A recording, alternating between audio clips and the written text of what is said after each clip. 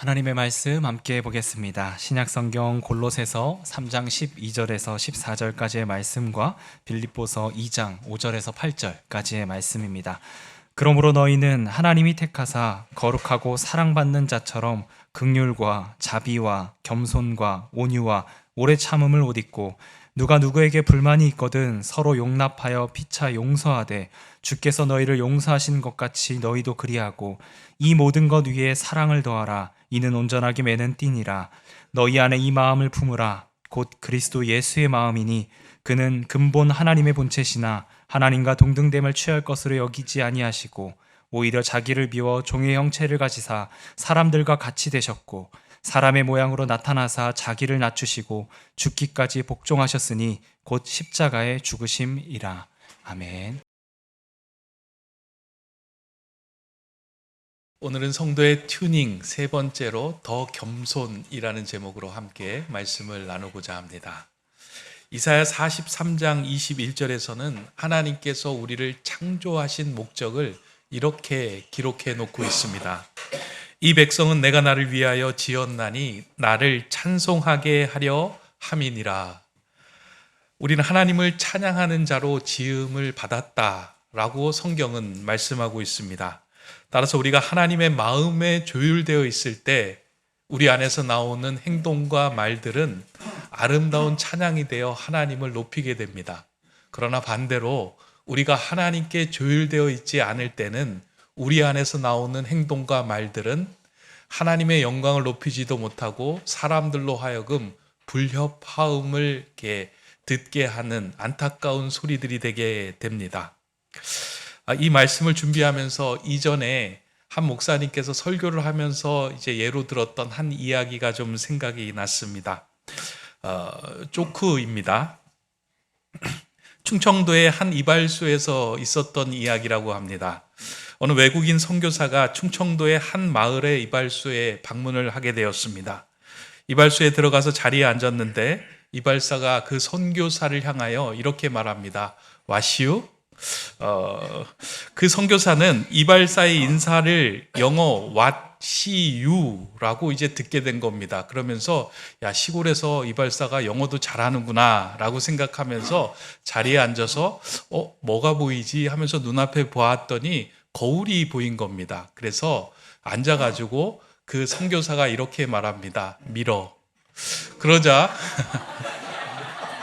이발사가 야, 이 선교사가 외국인 선교사가 한국말을 잘하네? 라고 생각을 하면서 다른 것 따지지 않고 바리깡으로 머리를 밀었다고 합니다.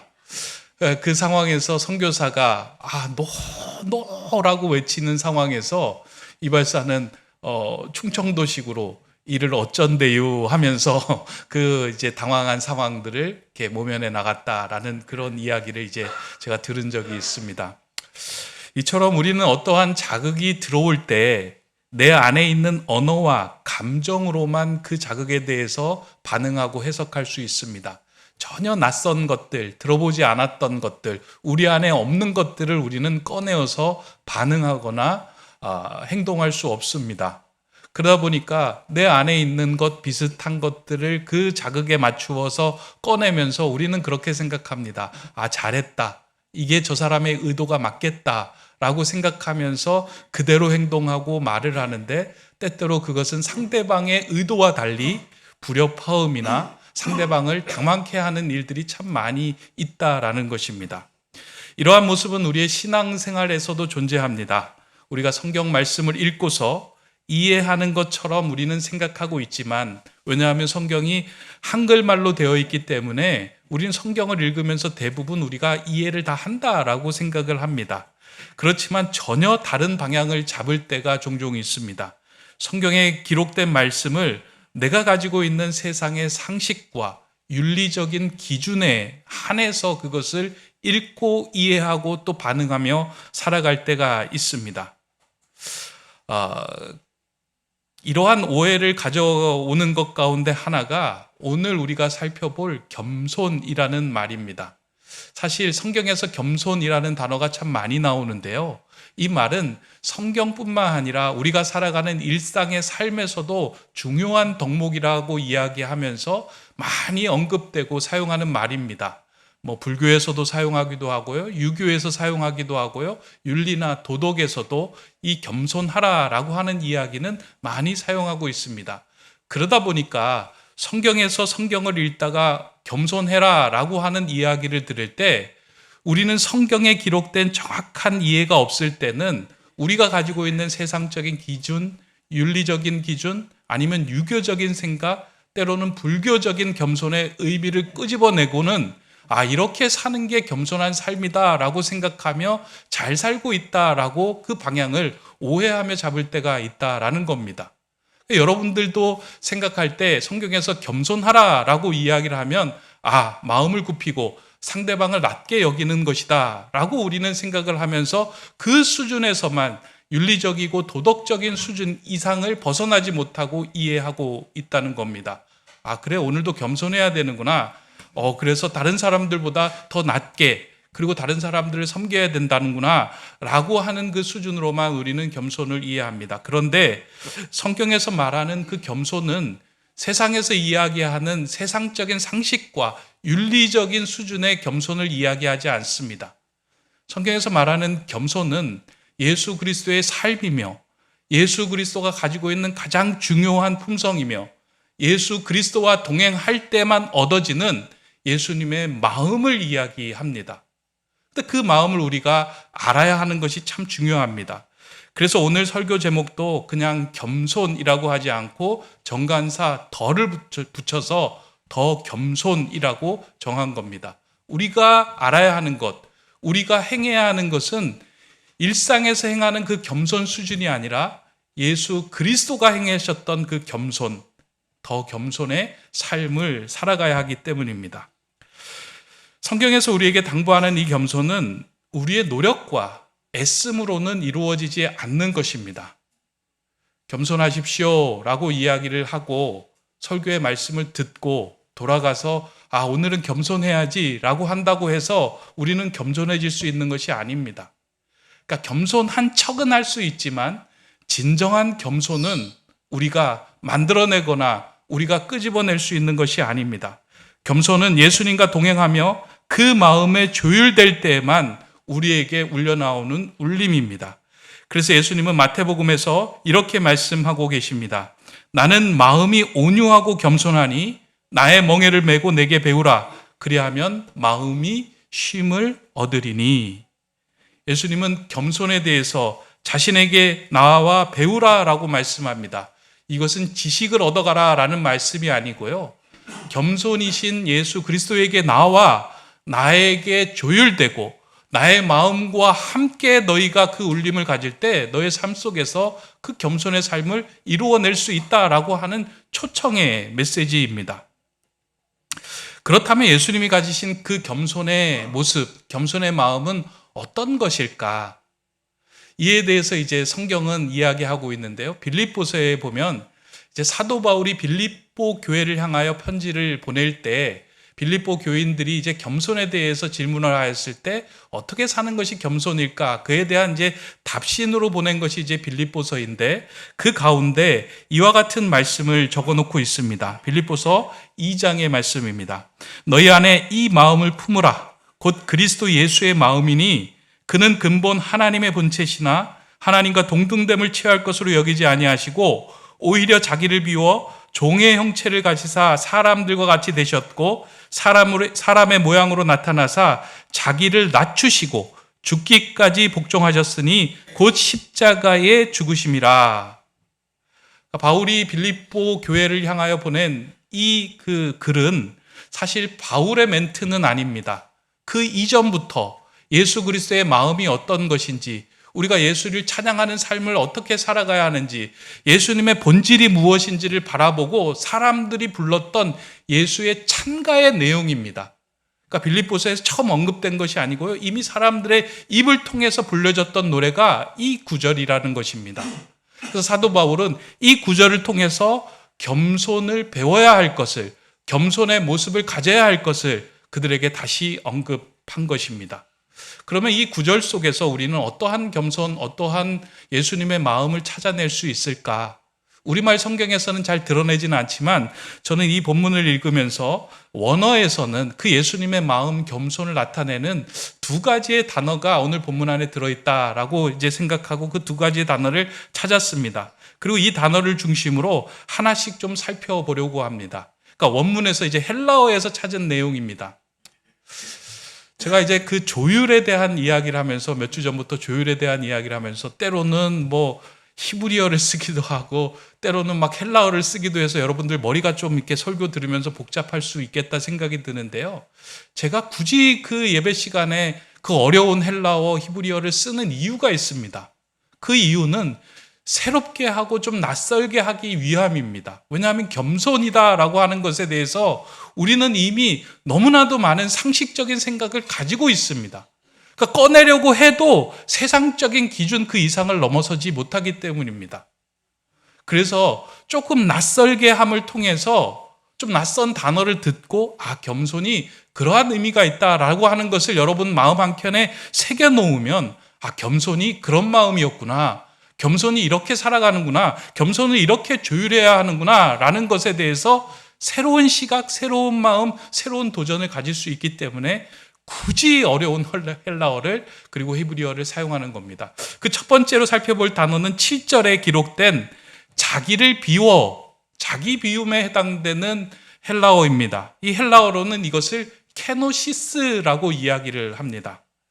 예수님은 하나님과 본체이셨지만 자신을 비움으로 인하여 종의 형체를 가지고 이 땅에 오셨습니다. 예수님의 자기 비움을 통하여 구원의 역사가 시작이 된 것입니다. 이러한 의미를 뜻하는 케노시스는 자신이 마땅히 행사할 수 있는 권리를 내려놓는다라고 하는 의미입니다. 근데 케노시스라는 단어에서 찾을 수 있는 이 겸손의 의미는 사람들과의 관계에서 이루어지는 일이 아니고요. 하나님과의 관계 속에서 이루어지는 겸손을 이야기한다는 거예요. 아주 중요합니다. 겸손의 출발점은 어디냐면 하나님과 우리와의 관계 속에서 우리 자신을 비우는 것이 겸손입니다. 예수님은 이 땅에 오신 이후로 하나님과의 관계에서 자신의 것을 비우셨습니다. 그리고 하나님의 뜻에 조율하는 삶을 살았습니다. 예수님은요, 성자 하나님이에요. 그러니까 성부 하나님, 성령 하나님, 성자 하나님, 이 삼위일체 하나님 가운데 성자 하나님께서 이 땅에 종의 형체를 가지고 오셔서 자신을 비우고 이 땅에 구원의 역사를 이루기 위하여 이 땅에 오셨다는 거예요. 그러면 예수님도 하나님이시잖아요. 근데 굳이 예수님이 자신을 비울 일이 있으셨을까요? 근데 예수님이 이 땅에 오셔서 자신이 시간적으로, 공간적으로, 환경적인 제약을 가지고 있다라는 것을 알면서 이 모든 것을 뛰어넘고 모든 것을 주관하시는 그 하나님의 마음에 조율하기 위해서 자신을 비우신 거예요. 이렇게 이야기할 수 있습니다. 예수님께서 하나님 이 땅에 와서 상황을 보니까, 환경을 보니까, 여러 가지 조건을 보니까 이렇게 하는 것이 맞습니다. 라고 자신을 주장할 수 있었음에도 불구하고 자신을 비우고 하나님의 뜻에 조율하며 살아갔다는 겁니다. 예수님의 이러한 모습을 가까이에서 본 제자 요한은 예수님께서 자신들에게 했던 말씀들을 적어서 이렇게 기록하고 있습니다. 요한복음 5장 30절의 말씀입니다. 내가 아무것도 스스로 할 수 없노라. 듣는 대로 심판하노니 나는 나의 뜻대로 하려 하지 않고 나를 보내신 이의 뜻대로 하려 함으로 내 심판은 의로우니라. 내가 아무것도 할 수 없다라고 예수님이 말씀합니다. 하나님의 뜻대로 나는 할 뿐이다 라고 말씀하신 것이에요. 요한복음 5장 9절에서도 같은 맥락의 말씀이 나옵니다. 그러므로 예수께서 그들에게 이르시되 내가 진실로 너희에게 이르노니 아들이 아버지께서 하시는 일을 보지 않고는 아무것도 스스로 할 수 없나니 아버지께서 행하시는 그것을 아들도 그와 같이 행하느니라. 예수님은 하나님 앞에서 자신의 모든 것을 비우고 하나님의 뜻에 전적으로 순종하였습니다. 겸손은 나를 주관하시고 내 인생의 주인 되시는 분이 하나님이심을 고백하며 인정하며 그분의 뜻을 따르는 게 겸손입니다. 머리를 숙이고요, 조아리고요, 남들보다 낮은 자리에 선다고 해서 그게 겸손이 아니고요. 아, 내 인생은 하나님이 주관하고 계시는구나. 그래서 내 뜻대로 하고 싶은 상황 속에서도 하나님의 뜻을 묻고 구하는 것이 겸손입니다. 예수님도 그 겸손을 행하셨어요. 하나님의 본체시나 하나님과 동등됨을 취할 것으로 여기지 아니하고 이 땅에 오신 예수님, 참 사람이며 참 하나님이셨던 그 예수님께서도 그 길을 걸어가셨던 것입니다. 진정한 겸손은 하나님 앞에서 자신을 비우는 삶으로부터 시작됩니다. 그렇다면 반대로 교만은 하나님 앞에서 나를 비우지 않고 내 뜻대로 살아가는 것이 교만입니다. 케노시스로서의 겸손은 사람들 앞에서 나를 낮추는 것이 아닌 하나님 앞에서 내가 아무것도 아닙니다. 나는 하나님의 은혜로만 살아갈 수 있는 존재입니다. 라고 내 자신을 비우는 삶. 그게 겸손의 삶입니다. 우리가 신앙생활 하면서요, 하나님 없이도 살아갈 수 있겠다 생각되는 그런 시기도 있고요. 그런 마음을 가질 때가 있습니다. 사람들 앞에서는 아무리 겸손하고 겸손한 모습을 보여도 내가 하나님을 하나님으로 인정하지 않는 한 그 겸손은 온전한 겸손이 될 수 없습니다. 교만한 모습입니다. 겸손은 하나님과의 관계로부터 오는 것입니다. 이러한 모습을 극적으로 드러낸 사건이 성전에서 기도하였던 바리새인과 세리의 기도의 장면에서 잘 드러납니다. 이 바리새인은 구별된 삶을 살았던 사람들입니다. 그들의 삶을 자세히 들여다보면 경건하고 겸손한 삶을 살려고 애를 쓰고 노력을 했습니다.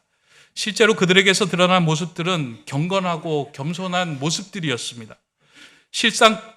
하지만 실상은 그의 기도를 통하여 드러난 그들의 내면은 비움이 없고 자신으로 가득 차 있었던 모습입니다. 바리새인들이 했던 기도 여러분 기억하시죠? 나는 토색, 불의, 간음을 하지 않고 금식하였고 11조를 드리며 저 돈을 밝히는 세리와 같지 않게 살아가는 사람입니다. 그럴 수 있으면 나는 감사합니다. 라고 하나님 앞에서 그렇게 기도합니다. 그러니까 내 안에서 끄집어내 보니까 하나님 앞에 드러낼 것이 너무나도 많은 거예요. 나 하나님의 말씀대로 이렇게 살았습니다. 저 세리와 같이 않게 살 것 너무나도 감사합니다. 라고 이야기하며 하나님 앞에서 그렇게 당당한 겁니다. 그러니까 바리새인 안에는 자기가 가득했던 것입니다. 그런데 이에 비하여 세리는 감히 하늘도 쳐다보지 못하고 나는 죄인이니 불쌍히 여겨달라고 기도합니다. 여기서 세리가 고백하는 불쌍히 여겨달라고 하는 그 표현은 예배 때, 제사 때 사용하는 말인데요. 나의 죄를 덮을 만한 의로움이 내 안에 없기 때문에 희생 제물로 나를 덮어주소서 하는 표현이 불쌍히 여겨달라라는 기도입니다. 하나님 앞에 서 있는 나는 아무것도 아니기에 오직 주님으로만 채워져야 하는 인생임을 눈물로 고백한 것이 이 세리의 기도입니다. 예수님이 이 두 사람의 기도하는 모습을 보고 이러한 결론을 내립니다. 내가 너희에게 이르노니 이에 저 바리새인이 아니고 이 사람이 의롭다 하심을 받고 그의 집으로 내려갔느니라. 그러니까 예수님께서 보시기에 의로운 기도, 정말 겸손한 기도는 바리새인의 기도가 아니라 세리의 기도였다. 무릇 자기를 높이는 자는 낮아지고 자기를 낮추는 자는 높아지리라 하시니라. 하나님으로부터 나는 아무것도 내 안에는 채울 게 없어서 하나님으로부터 주시는 은혜로만 채울 수 있습니다. 고백하는 그 삶이 진정한 겸손의 삶이고 하나님께서 높여주시는 은혜의 삶이다라는 말씀입니다. 따라서 겸손한 울림은 하나님 앞에서 우리 자신을 꺾고 온전히 비울 때만 생겨납니다. 하나님과 본체이신 예수님께서도 하나님 앞에서 자신을 꺾고 하나님의 뜻을 구하며 조율하였습니다. 마찬가지로 성도는 내 뜻보다 하나님께 더 좋은 길이 있음을 인정하며 하나님께 묻고 구하는 삶이 되어야 합니다. 겸손하라라고 하는 삶은요, 내 뜻과 내 생각, 내 계획이 있지만 그것을 비우고 하나님께 엎드려 하나님의 뜻을 묻고 기도하고 간구하는 삶입니다. 여러분의 삶 가운데 하나님의 뜻을 묻고 기도하고 또 간구한다면 그 삶이 겸손한 삶이 된다라는 것입니다. 그렇게 우리의 삶이 이 케노시스의 겸손으로 온전해질 때 우리의 삶에서는 깊은 울림이 울려나게 됩니다. 이 겸손의 울림을 갚도록 예수님의 겸손에 저와 여러분들이 또 튜닝해 나가는 귀한 성도님들이 되시기를 바랍니다. 두 번째 또 한 가지 더 살펴보기를 원하는데요. 예수님의 겸손이 드러난 또 하나의 단어는 8절에 기록된 자기를 낮추사에 해당되는 단어인데 이를 헬라어로는 타페이노스라고 이야기합니다. 그러니까 자기를 낮추다라고 하는 단어가 타페이노스인데요. 이것을 이제 겸손이다라고 말하고 있습니다. 우리가 읽었던 골로새서에 나오는 겸손이라는 단어를 이 타페이노스라고 하는 헬라어로 쓰고 있습니다. 예수님은 하나님 앞에서뿐만 아니라 사람들 앞에서도 자신을 낮추었습니다.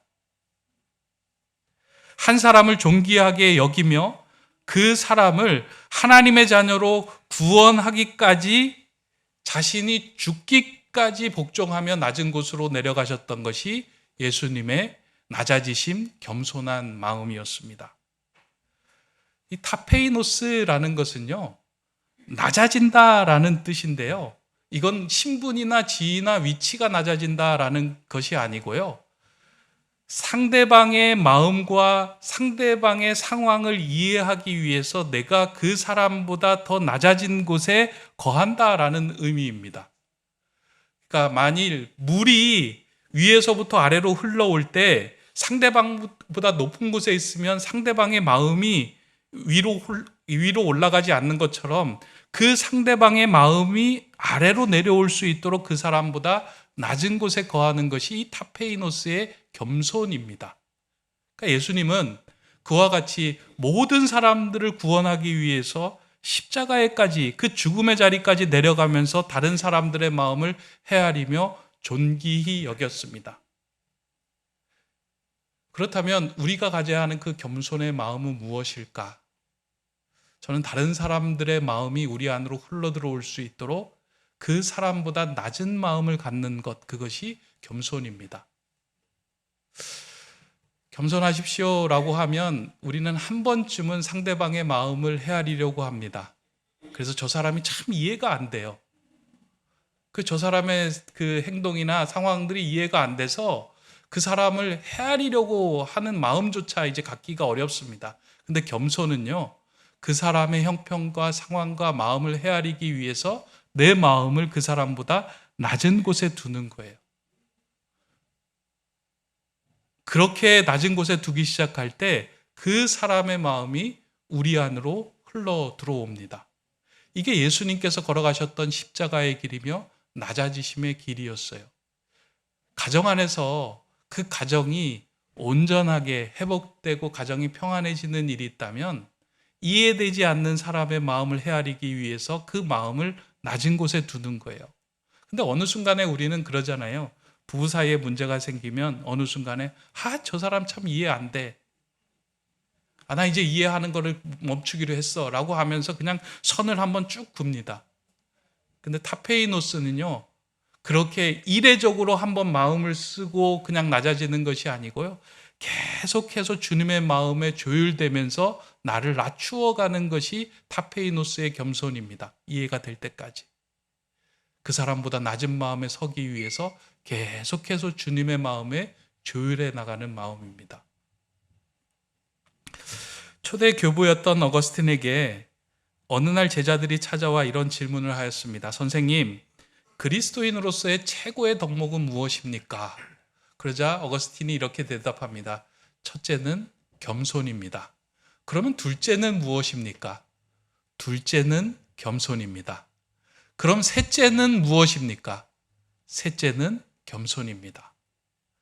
그러면 겸손에 반대되는 말은 무엇입니까? 겸손에 반대되는 말은 교만입니다. 그러면 교만하다는 것은 무엇입니까? 그러자 어거스틴이 이렇게 이야기합니다. 교만은 자기가 지극히 겸손하다고 생각하는 것이다.